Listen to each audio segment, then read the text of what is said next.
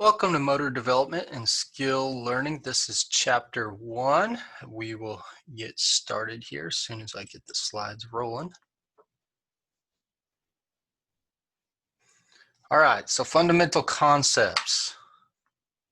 Okay, so we'll talk about characteristics of motor development. So change in motor behavior, things that are continuous, things that are age-related, things that are sequential. And again, the reason that you'll have change in motor behavior is going to depend on the underlying processes that we just listed. All right.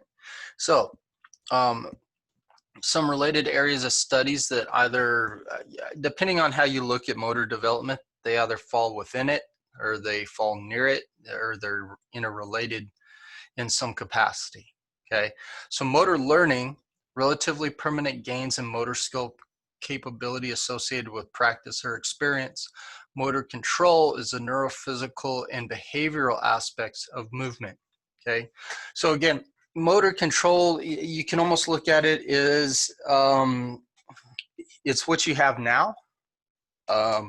Some things are within your, some things within motor control are actually within your control to do. Some things you may, like if you have some neurological impairments or deficits or something like that, there may be certain, you may have some type of spastic movements because of some neural pathways that don't work quite correctly, and things like that. And so some of it may be within your control, some things may be out of your control.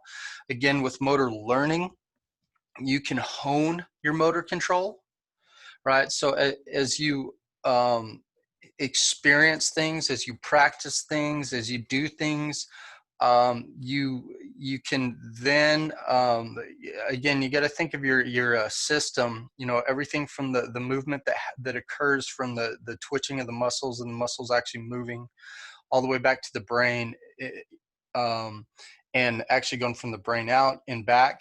There's this play that happens where you have you learn a movement, you can fine tune the movement, and again, you can develop pathways that go back and forth, and you can develop them. Again, a lot of the pathways are usually existing. What I mean by pathways is you develop, an ability to be very more efficient, or learn how to create a neural pathway that creates different sequential movements. So if you think about this, you take somebody and they have a really funny, like goofy running style, right? And so you keep teaching them how to run correctly, right? So, you're like, okay, left arm's going to move when your right leg drives forward, so on and so forth. Maybe they didn't do that before. Maybe their arms, they just held down at their side while they tried to run.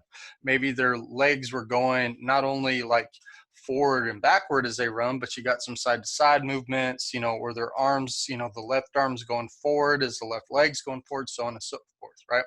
So somebody coaches this person, and as they do that, there's new neural like coding, so to speak, that happens where the your entire body, again, this is where people talk about muscle memory. Okay, there's not really a memory in the muscles, but there's this thing that happens between the neural pathways that happens in the brain, that goes to the muscles and back and forth. And so there's this constant communication that happens as you're learning, and then that communication persists after that, right? And so then that's why when you go, somebody says, oh yeah, you never forget how to ride a bike. And there's some truth to that, because again, once you've learned that concept of getting on the bike, propelling it forward, once you get it propelling forward, it now becomes easier to balance the bike upright.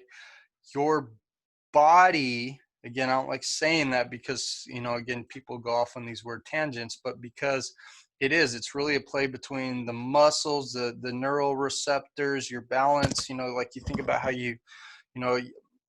your spatial recognition and everything else that plays into it.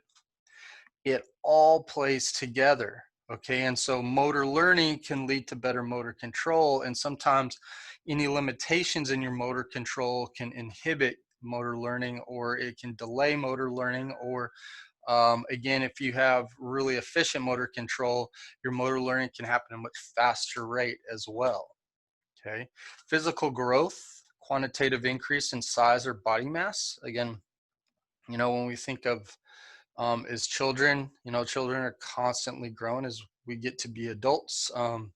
We we have a much easier time growing outward, not upward, but outward, as we continue to like to eat and move less. Physical maturation, qualitative advance in biological makeup, cell organ or system advancement in biochemical composition. So again, your body becomes more physically mature as you age. And again, different maturations happen for different people at different ages. So again, if you think of, kind of the big one most people think of when we talk about this is puberty. Puberty can hit some kids at like 10 years old, some kids at like 12, 13. Again, it's not like, okay, as soon as you turn this, again, when we talk about aging, it can happen at some different times. And again, we see that throughout the different stages of maturation. um, and again, if we think of biological maturation, there's also psychological and mental maturations that happen differently, and they happen differently amongst, in generalities amongst the sexes and everything else. Okay. Aging is a process occurring with passage of time, leading to loss of adaptability or full function and eventually death. There's certain guarantees in life, and death is one of them. And aging, unfortunately, there's a point of, like, um, I always give this example to folks when I'm talking to them about, trying to get their body in its best capable shape.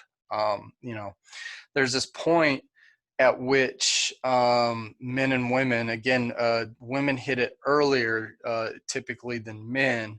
So you're thinking like anywhere from late teens to early to mid 20s in girls, and then mid 20s to maybe even early 30s sometimes in boys, of when your body has reached full peak possibility in this sense. Now, again, if you've never really maxed your training out through the scope of your younger years, this is where you see these folks are like, hey, I'm 50 years old and I'm in the best shape of my life, right? That's because they weren't in the best shape of their life at the time that their body was ready to function at its complete and utmost, ability. But I talk about that. There's this point, somewhere in the 20s and 30s where people where you're basically like, you're physically starting to die, so to speak, right? And it is what it is, right? You go up the hill, and then now you're rolling back down the hill towards death. And it's just something that happens. Now, again, there's a lot of things that still occur that are on the up as you get past that physical peak. A lot of times life experiences, your ability to learn things, and wisdom and knowledge come with time and passage of time. And so again, we see this with athletes, right? Anybody that watched Jordan's career or Kobe's career, um, you know you saw this point at which their physical bodies were just maxed. I mean, they were just able to do the most phenomenal things as basketball players. But again, as their physical body started to deteriorate, and again, it's not like it's just like you hit that point and then it's all, like a steep decline after that. So you start to see this slow physical decline. And again, it was kind of hard to see with those two players, because in particular, they were very smart athletes. And so, every year they became, more intelligent as an athlete. And so again, there's kind of this like grace period of, you weren't quite sure when it hit them physically. And then there was, at some point, it started to become a little bit more apparent. They weren't jumping quite as high, not moving up and down the court quite as fluid, and as fast, and things like that. But again, you saw that even past the point of where their body was at its physical peak, they were still the best athletes on the court for a long period of time in their respected time periods that they played. And it's because, again, the mental maturity and everything else was still moving forward, or still moving up, even though their body was now somewhat declining. Okay. So again, these are all things that play into it, and keep that in mind. Sometimes we think in absolutes of physicality and things like this, but there are ways to overcome some of those things that you'll physically not quite be able to do as well as you used to. So defining motor development, right? Identify similarities and differences between motor development and the following phenomena. So we talked about motor learning, motor control, physical growth, and maturation, and all of those are going to play into motor development, because development really looks at what happens to your body and the motor skills that you acquire over time. And again, from the time you're born to the time you die, there's a lot of motor learning and relearning. There's your motor control is going to change, and again, you're at different stages of your physical growth and maturation. And so again, this isn't one of those things, it's not like playing like those of you that ever grew up playing like Mario Brothers or something like that. You get past stage one. Stage one is now behind you. You just move on to stage two, stage three. That's kind of how we think of, like when we talk about aging or physical growth, so to speak. But the thing is as you get older, you redevelop new motor control because you have to do some new motor learning, right? So again, if I was a basketball player and I'm able to, I got like a 48-inch vertical or something like that, and I'm playing above the rim and dunking on everybody and all these things, um, you know, as my body changes and I don't quite have the step and the hop that I used to, I've got to relearn some motor skills because my body's not going to necessarily respond the way that it did in the past. And again, my brain has to learn that. It's funny. I play basketball not very often, maybe like once or twice a year I get a chance to go play some basketball. And because there's so much passes of time in between the last time I played, and this has been going on for a while. There's a point at which I was playing basketball a lot, maybe like I don't know, it's been like 7 or 8 years ago, and I was playing basketball all the time, and so I was used to my body functioning at a certain level of basketball. And now even now, because again, a lot of my skills decline because it's that use it or lose it thing. I don't play. And so, when I go to do certain maneuvers on the basketball court, my brain still remembers my body will do certain things. But the problem is my body does not do those things because it has not practiced those things in a while. And I'm quite a bit older, I'm like 7 or 8 years older than I was the last time I played.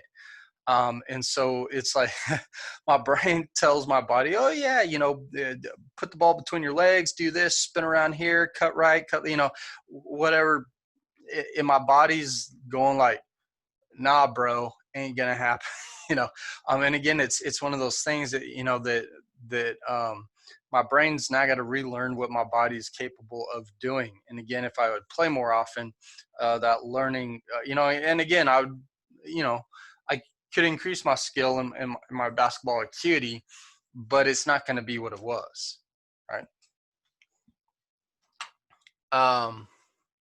So Newell's model of constraints. So again, we have individual constraints. You have functional and structural. So again,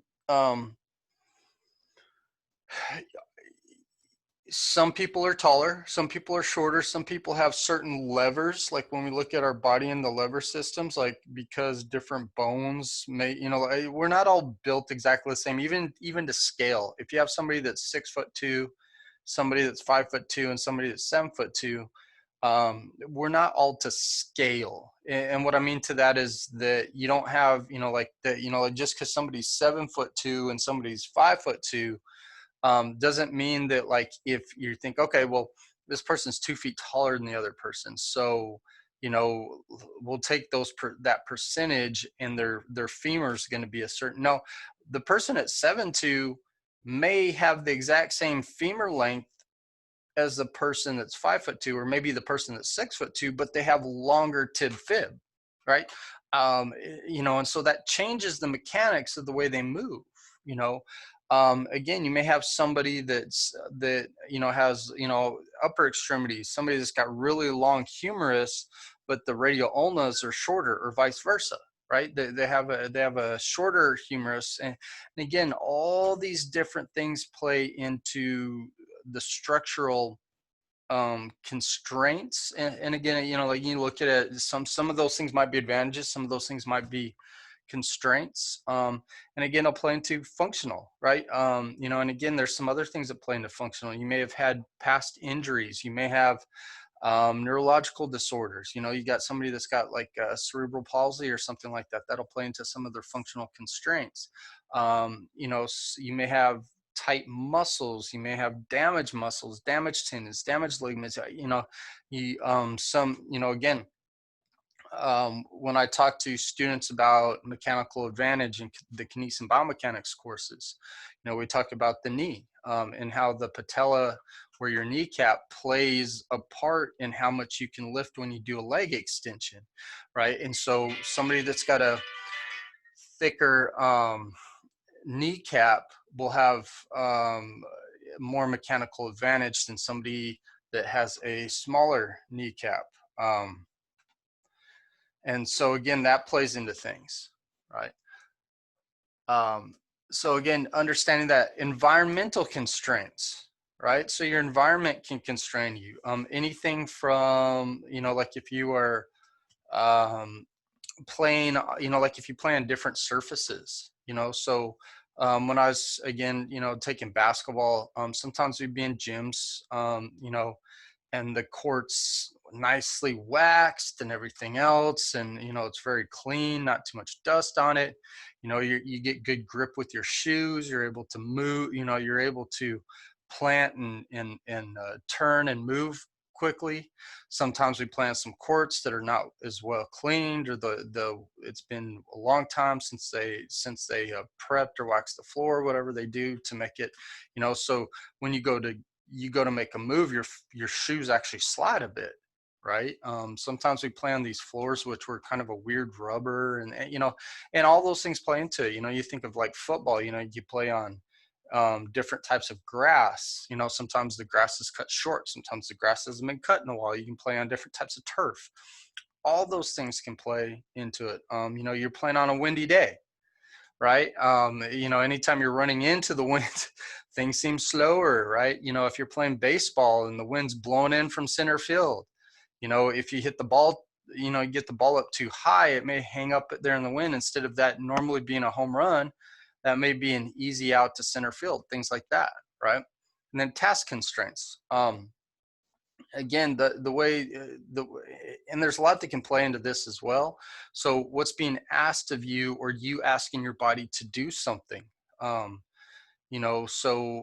if you've got you think of a quarterback, right? A quarterback who throws the ball all the time. Well, now they've got somebody in their face. The task constraint is now, how do I throw the ball either over or around this person?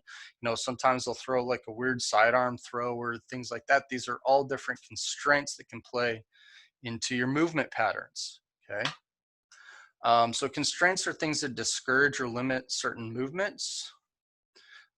Because they do that, they encourage or permit other movements, right? So again, and we use this when we help train somebody, right? So somebody is doing a movement pattern that's not beneficial for what they're trying to do. It will, one of the things you can do is constrain the bad habits, so to speak. So you can add constraints which discourage or limits that movement, and in hopes it'll encourage and permit the movements that you desire to see, right?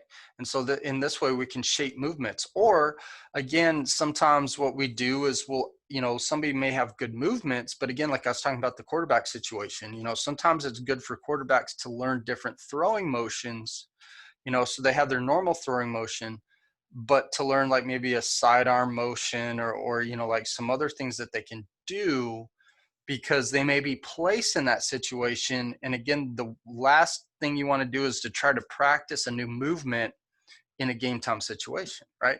And so sometimes when they practice that enough, it's not that it'll overtake their normal pattern, as long as they're practicing that well, but it can also offer alternative movement patterns. Individual constraints, these are unique physical mental characteristics that are internal, structural related to the body structure. So height, muscle mass, again, like long or short tendons, like ligament masses and things like that. And then functional related to the behavioral function. So attention, motivation, um, you know, again, like when you think of attention, people always ask me, well, when's, everybody's heard that, you can't start having kids lift and do all these things, which is a bunch of nonsense. It's, it's fine for kids to be in the weight room. It's fine for kids to exercise and do and do that type of exercise in particular, not just like, okay, go run around and do those things. You can actually have kids do that. And this is where I always tell them, okay, what's their motivation? Like, are they going to be, like, are they going to go in there and actually do something? And then the even more important to me is their attention span, right? I always feel that I can work with girls at this, at a younger age than guys in a weight room. And again, a lot of that is just there's a mental maturity or attention span that girls in general, again, there's some guys, there's some little boys that have really good attention spans, and there's some little girls that are just space cadets, just like the boys. But in general, a lot of times, like I could get maybe like a 6-year-old girl in the gym versus 6-year-old boy who's really attentive and when I'm giving directions so that they can do a movement and do it safely. They're able to do it, right? And so again, the function of what I'm asking them to do is going to be, very highly dependent on that. And then again, as they mature, that, I can incorporate more advanced movements and things like that, or again, with, as the kids get older, the boys tend to mature, and I'm able to, start them doing some of the things that maybe I had some of the other kids doing the year before, when I used to work and in child development stuff for athletics. Environmental constraints, properties of the environment which are external. So global, not task specific. You got things such as gravity, the different surfaces, sociocultural, gender roles, cultural norms. Again, there's a sociocultural, every time we teach this probably changes quite a bit. Cultural norms are changing, even in very male-centric dominated cultures. So, if you look in the Middle East, with some of the Islamic cultures that are very male-centric, we're even seeing more and more women in a lot of those areas actually training for sports and things. I mean, than ever before. Over here in America, I mean, we're definitely much further along. You see areas such as Canada and England and things. But again, we're seeing where a lot of the gender roles just in society in general have changed, and cultural norms have changed. Therefore, the advancements for women and the opportunities for women in sports has grown and grown and grown over especially over the past several decades. It's really exploded. And so it's really interesting to see where we are now. If I'm teaching this particular class 10 years from now, I expect what we see now from gender roles and cultural roles and things like that, is probably going to be vastly different, you know, in the next decade as well. Task constraints, specific task requirements or goals. These are external and not related to the individual. Again, this could be due to, like, if we're talking about sports or job, you know, like job requirements, things like that. Related specifically to tasks or skills, goal or the goal of the task. So, you know, what's the goal of what you're trying to do? So, like, you know, if I'm shooting a basketball, the goal is to get the ball into the hoop. So I get 2 points or 3 points, depending on, you know, where I'm shooting, or if it's a free throw, 1 point. Rules guiding the task performed. Again, sometimes, you know, like sometimes the rules are pretty lax. Sometimes the rules are very specific. You know, there's, again, you know, we look at it. You look at playing football 20 years ago, making a tackle. You know, rules were pretty lax on how you could bring another man to the ground. um, Now the rules are a bit more, you know, they're a bit more rigid in how you do that. You know, there's a lot of things that you do you're going to get a flag for, and so you have to learn more specific ways of how to tackle than before. You know, you think about it in jobs, you know, sometimes, you know, and again, this is kind of getting out of the motor development, but it kind of gives you a picture of something to think. You know, I've had some bosses that are very, you know, like almost dictators. um, you know, it's like this, not only here's the goal of the task, they'll tell you, but they're going to tell you exactly how you're going to do it. Right. And again, you know, doesn't really leave much room for imagination, or, you know, like, you know, letting your mind, so to speak, have less constraints on a way to solve the problem. Right. And then you have others who are the opposite, where there's very little constraint in how you solve the problem. So very little rules in how you get there. Right. And then again, if you think about you know, again, in sports, I relate this back to sports a lot, the equipment. Right. So again, you know, like any of you that have ever gone out and tossed a football and done all that, and you're out, you know, playing flag football or something like that, first time you ever play in pads and a helmet and all those things, it's different, right? If you were a quarterback, your throwing motion changes a little bit, right? And again, the equipment's getting better where it moves more naturally than it did in the past. But, you know, again, it's different when you're doing that. You know, it's different. You know, playing baseball, you know, with different equipment on and stuff. You know, all those things change as you add equipment to what you're doing, right? So the interaction of the constraints must identify individual and environmental and task constraints. Again, you know, some of these constraints are good for you. Some of these constraints, I don't want to say are bad for you. I mean, they just are what they are. You know, like some of the constraints, like I said, help you to learn good movement patterns. You know, some of the constraints pose problems, so to speak. So you've got to, you know, identify all of them, look at the interactions of, among the constraints, and then, you know, learn to develop the best patterns that you can for whatever the task is you're doing to be successful. And again, when we're thinking sports, not only be successful, but be successful without causing yourself harm, right? So again, we've got a child here kicking a ball. Let's see if we can get it to play for you.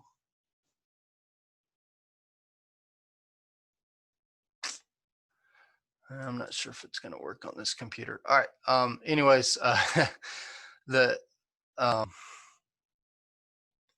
it's kind of a funny video to watch, but it may not work on the Zoom, and especially on this computer. My computer tends to have a lot of issues.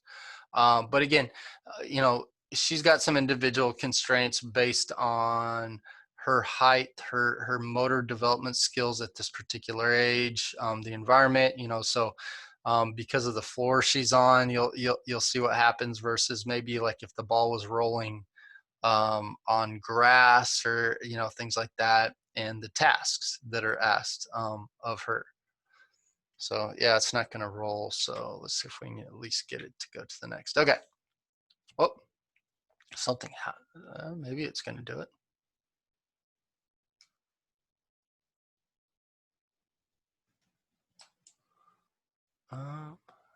Maybe.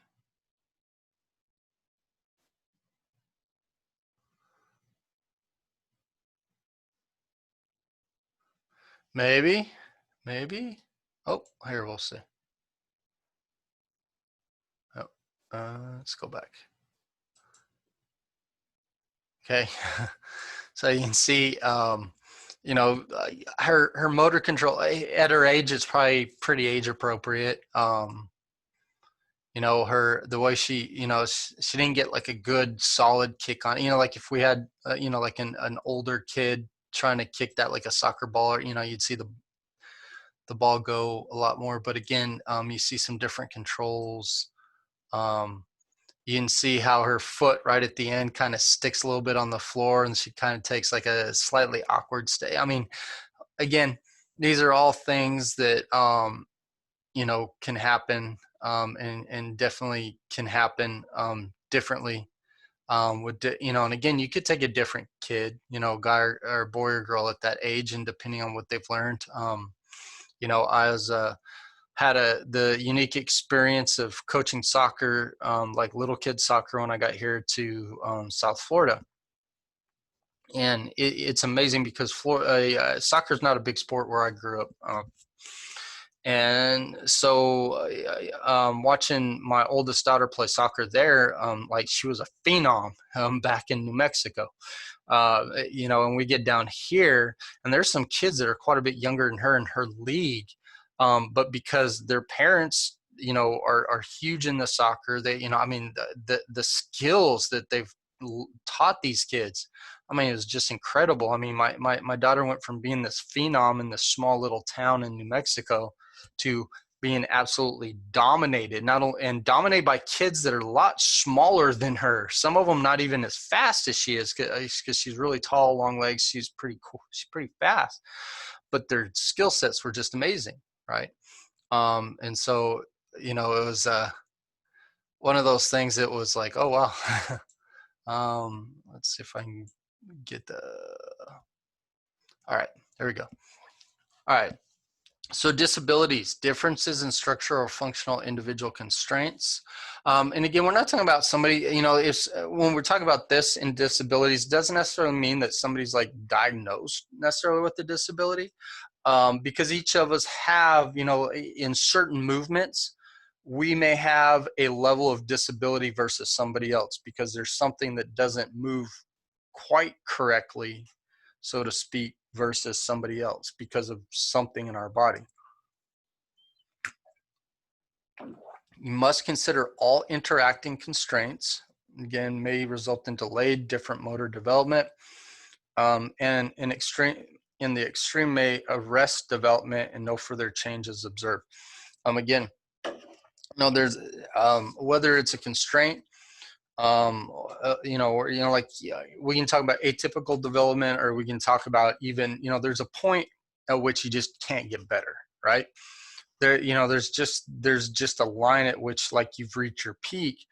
But again, because of somebody's disabilities in certain movements, they can only improve to a point versus, and again, if we're looking at like norms, if we're looking at functional norms, you may have somebody that's like, okay, because of the disability, they didn't quite match up to where you might even see norms, right? So that's kind of what that's talking about. Picturing change, we can plot the change in behavior over time or age.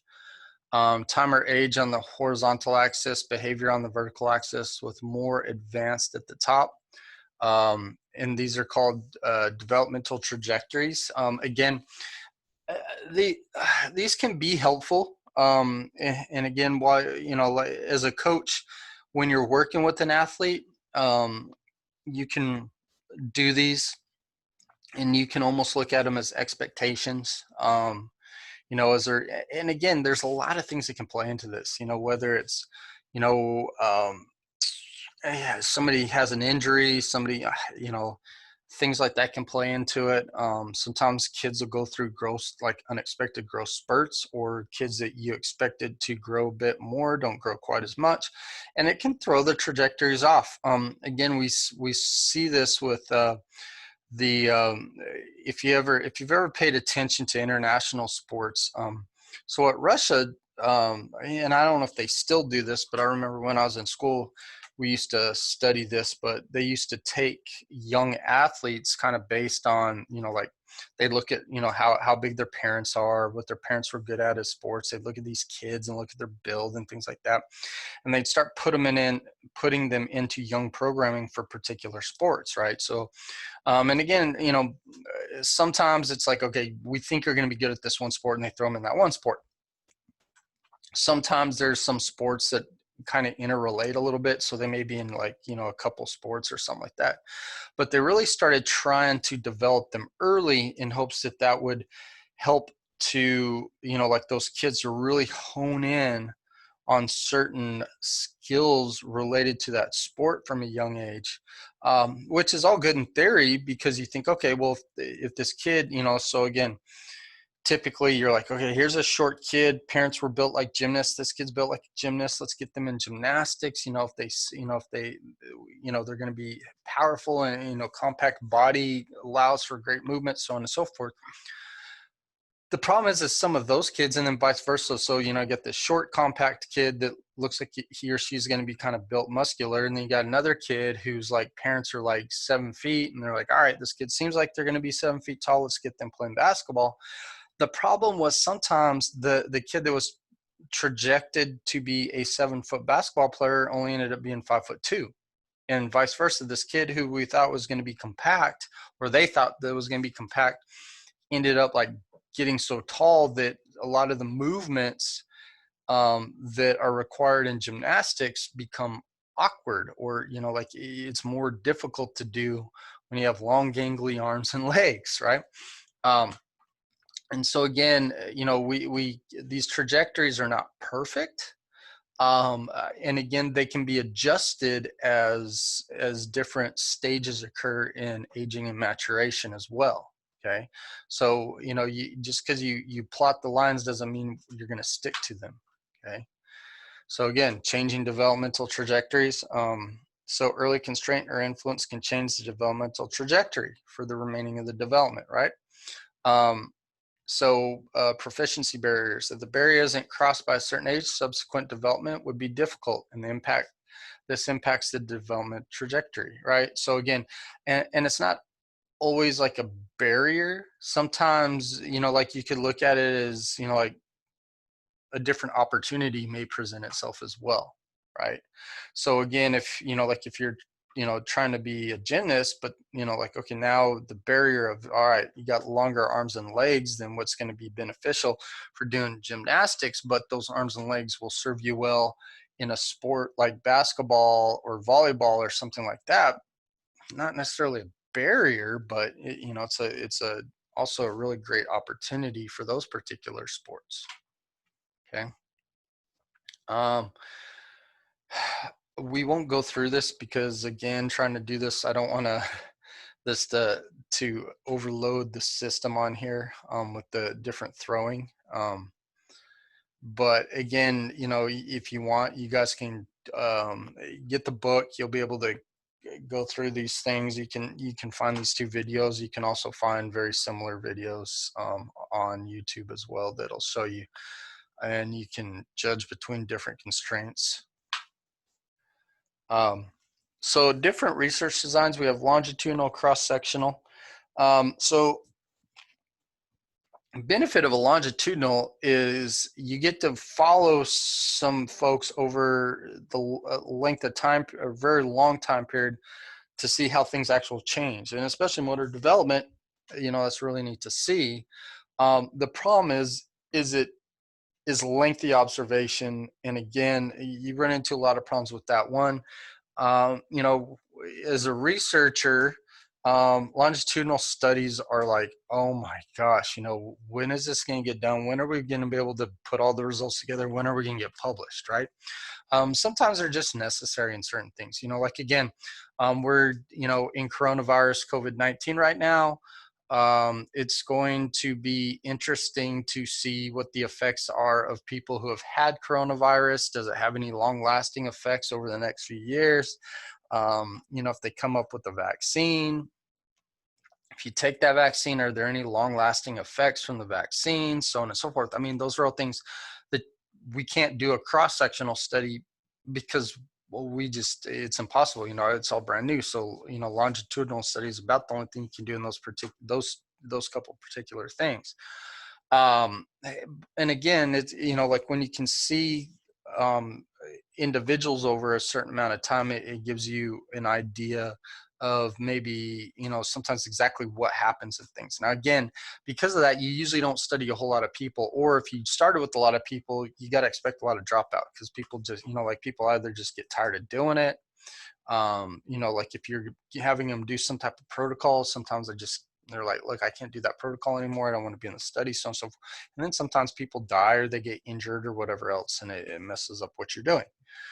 Cross-sectional is where you have individuals or groups of different ages. So again, if we're looking at skill sets at different ages, like certain like say we're looking at throwing a baseball skill set at different ages, right? And how you teach at those different ages. We could take like 5 and 6 year olds, 7 and 8 year olds, 9, and just put them into those little 2-year groups all the way up till like say 30 years of age if we wanted to. So we got 29, 28.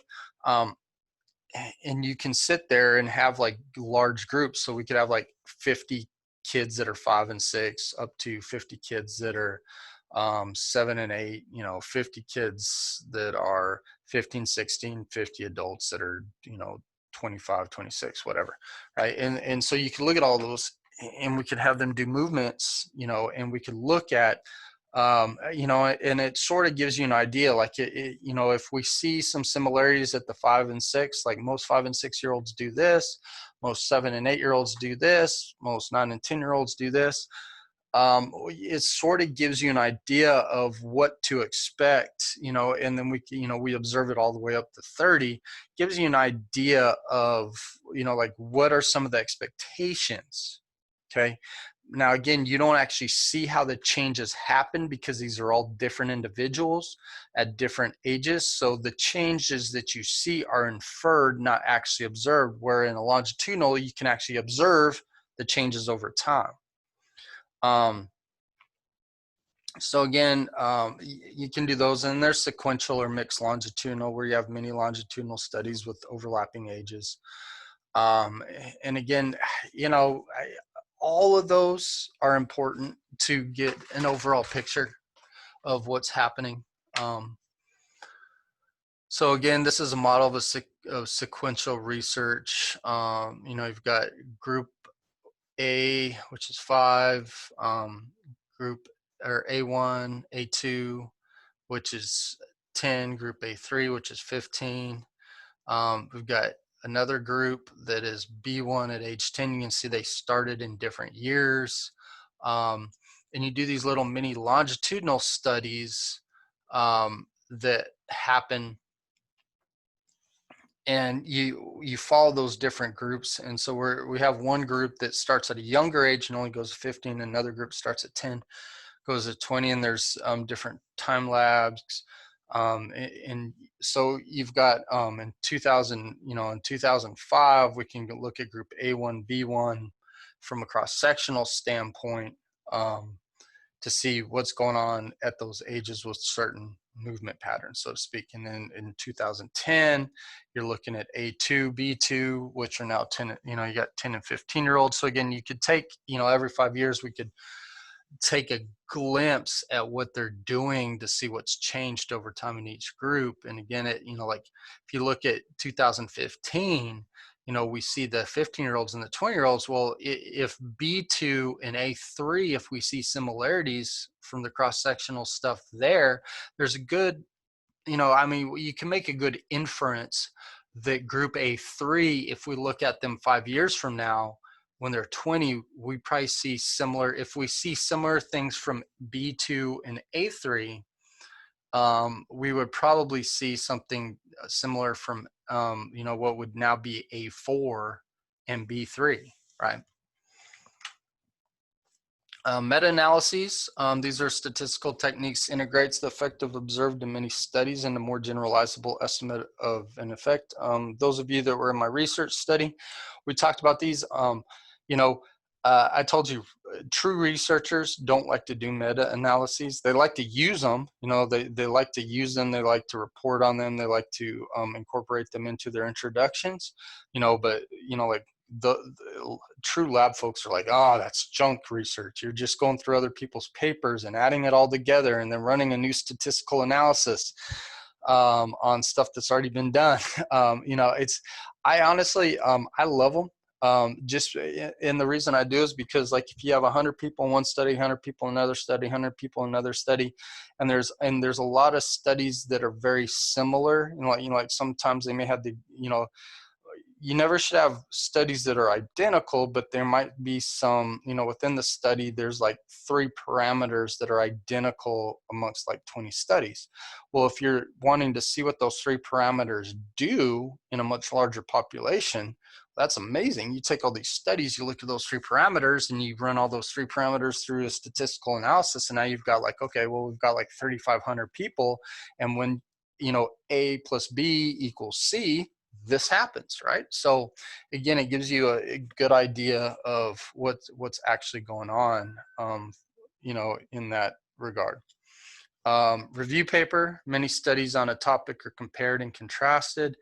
Again, you don't want to take one research paper and be like, okay, this is what this is. And, because again, sometimes just because now again, if you read like 30 studies on some particular subject and all 30 studies show the same thing, that's great. It's like, okay, this is probably what's actually happening. But again, what you'll find a lot of times when you do research, some studies will be like, oh yeah, we see a positive effect. Some studies will be like, we didn't see any effect. And you may have a few studies that say, we saw a negative effect. Okay.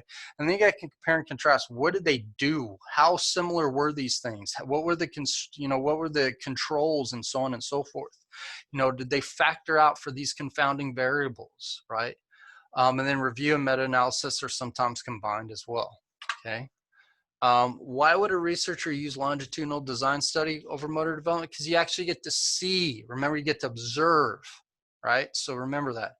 And then cross-sectional, man, it's just quick. I can get all the information I need within like a month. Like within a month I could test different kids at different ages, and what the differences I see, they're not observed, but I'm going to infer that, okay, the younger kids don't do this as well as these mid-age kids, and then these older kids are much better, and so you can kind of infer that these things change over time, right? So universality, individuals in a species show great similarity in development. Again, we see this, this is why a lot of times in research, I always got to warn you, as practitioners, we get so wrapped up in research, or get so wrapped up in certain things that, and especially, I'm going to go to outside of this, just because I think people are a little bit better in motor development and stuff.